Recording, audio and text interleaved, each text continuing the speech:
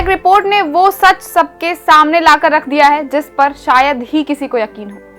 उत्तराखंड ने वित्तीय वर्ष 2022 से 23 यानी सिर्फ 2 सालों में हासिल किया है 5,310 करोड़ का हिस्टोरिक रेवेन्यू सरप्लस।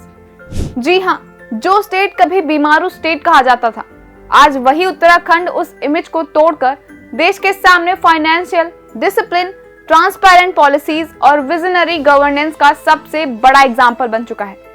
भारत के कंप्ट्रोलर एंड ऑडिटर जनरल यानी कैग की ताजा रिपोर्ट में साफ कहा गया है कि उत्तराखंड ने न केवल घाटे से उबरकर सरप्लस बनाया बल्कि इसे रिकॉर्ड लेवल तक पहुंचाया।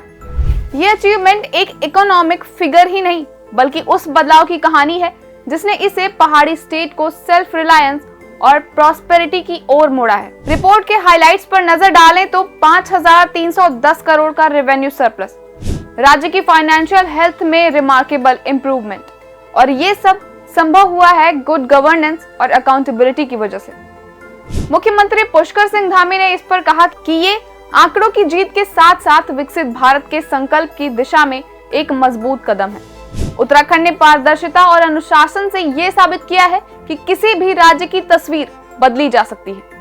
क्या आपको याद है कि कभी इस राज्य को आर्थिक रूप से कमजोर और पिछड़ा माना जाता था, लेकिन अब वही उत्तराखंड अपनी स्मार्ट फाइनेंशियल मैनेजमेंट और विजनरी लीडरशिप के दम पर देश भर में एक नई पहचान बना रहा है।